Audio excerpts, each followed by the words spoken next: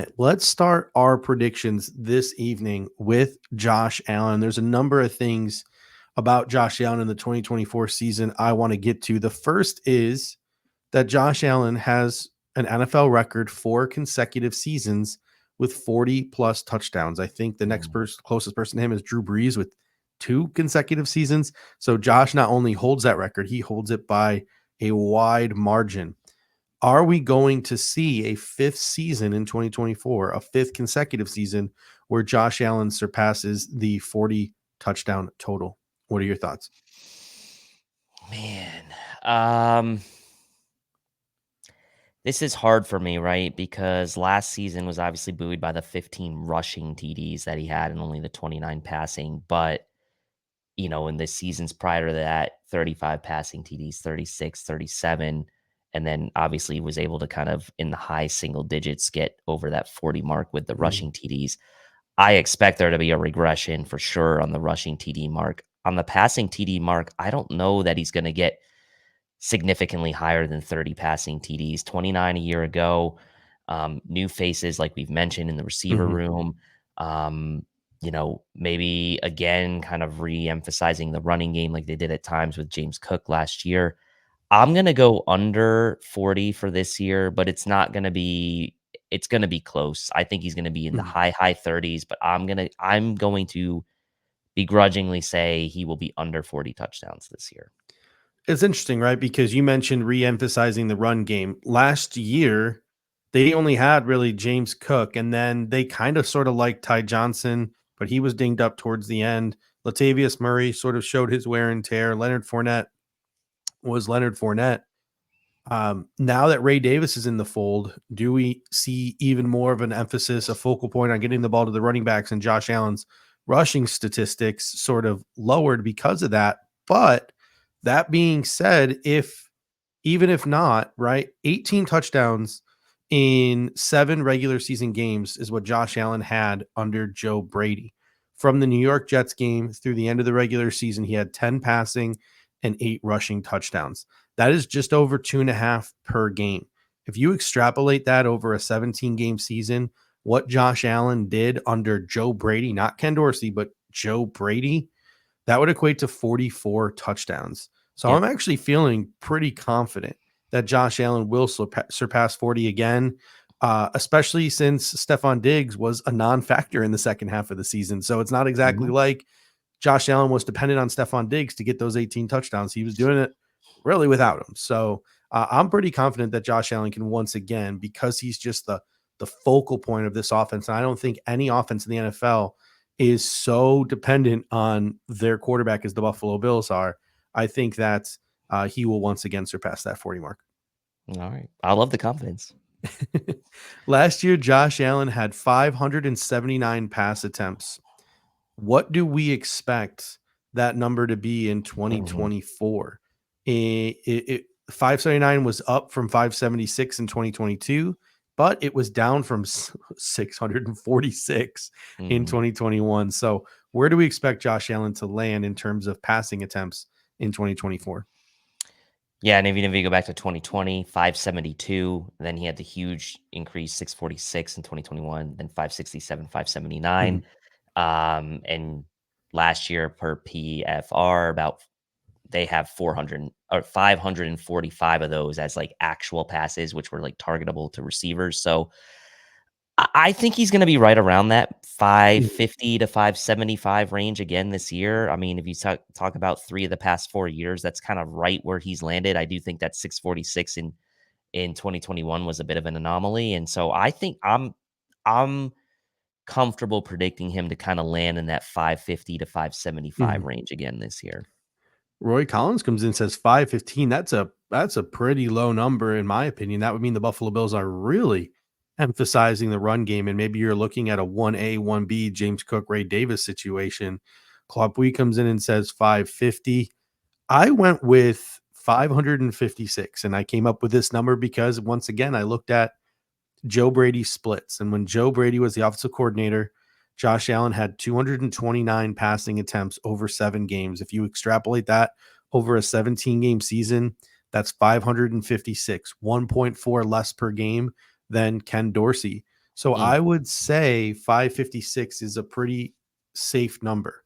It yep. is lower than his season totals have been the last couple of years, 579, 567. It is significantly lower than 2021 when he had 646, but I still think that's a safe range Mhm. for a top two quarterback in the National Football League because you don't want to take the ball out of his hands too much. So I'm going to go with 556. I think that's a pretty safe number for Josh Allen. Last Josh Allen topic here. Mm, Per Sportsbook Review, Patrick Mahomes is the Vegas favorite to win the 2024 NFL MVP. Josh mhm. Allen is almost unanimously second choice. I think FanDuel had him third behind Joe Burrow. What are your thoughts on Josh Allen's MVP chances in the year 2024? Well, there's a difference between putting up an MVP caliber season and actually winning the award. That's literally in my So, notes. and I didn't look at the end of the day, like he's had MVP caliber seasons and he's had Mhm, seasons where maybe he justifiably should have been the MVP and didn't win. So I will say from an odds standpoint, like the odds aren't good that he's going to win. He mhm. would have to have a very special season in my mind, totally separate himself from the rest of the realistically quarterbacks, right? Because it's kind of become a quarterback award. AP, the last non-quarterback to win the MVP back when he ran for 2,000 yards off that ACL injury, but I digress. He's going to have to put up close to, I think, 50 touchdowns. And because whether or not it's right or wrong, Mhm. the Bills are going to probably have to win 13 games and be close to being the number one seed in the AFC. I just think winning the division alone is probably not going to do it based on what we saw Yeah, last year, even with good yeah. statistics, right? The Bills won a huge divisional game at the end of the season to get the one of the top seeds in the AFC in the playoffs. Josh Allen being a huge reason for that, and they still Mhm. gave the award to Lamar Jackson. So to me, I would say if he's in that 44 touchdown range that you kind of have predicted based on Yeah. some of the averages, that's going to put him right in the mix. But it's also going to depend on what the Bills do as a team, even though that probably shouldn't be the deciding factor. It probably will be. Yeah, you're spot on. Like I said, I expect him to get 40 plus touchdowns again. I expect the Buffalo Bills to hopefully win the AFC East again. But we did a records prediction show. And what was the record that both of us came up with? 11 11 and and 6. 6. Yeah. And 11 and 6 is not going to get you the AFC 1 or the 2 seed. And the voters have shown the last couple of years, if you're not a 1 or a 2 seed, you have no chance of winning the MVP award. So Josh Allen could literally be the best quarterback in football, but because the Buffalo Bills have a juggernaut of a schedule, and because he maybe throws 3 or 4 more interceptions than a typical quarterback does, just because of how reliant the offense is on him and how much of the offense is just literally dependent on Josh Allen, the national media is going to have a field day with the turnovers, right? The national media is going to have a field day with the fact that his team isn't a 1 or a 2 seed like maybe some other teams are. And he's going to have a very, very hard time winning the MVP award unless the team success comes along with, and I hate to say success too, right? Because we were a healthy linebacker away from being in the AFC championship game last year with 11 Mhm. wins, and winning your division is successful, right? So I don't know. I'm kind of, word vomiting here now because I'm just like so angry thinking about it. But It's become jaded, right? I mean, yeah. the coach of the year award's even worse, right? You can have Mhm. sustained success like Belichick did and like McDermott's having now, and that means less than a team that was like not as good the year before and then becomes good. Like that's kind of how the coach of the year award has become as well. Mhm. So both there's flaws to both of these awards, right? And as it is with the Pro Bowl, as it is with All Pro voting, All Pro voting to me is the last kind of somewhat sort of, I guess, reputable thing we've got at this Mhm. point, and even that's sort of still I was not I was not looking to perfect. try to figure out who the all pro voters were, and they don't really list who the all pro voters were. They have to sort of out themselves. But I still do remember seeing the NFL MVP list of voters, and it was Chris Sims, Emmanuel Ako. I'm just like, I can't take this award seriously when a guy like Emmanuel Ako or a guy like Chris Sims or a guy like Mike Florio has a vote. Like I just cannot take the award seriously when those guys have a say. Like, pretty disgusting that those guys, the National Football League, gives them that kind of power, because those guys are hot take artists. And you see Emmanuel Aiko every single day spewing hot takes for attention.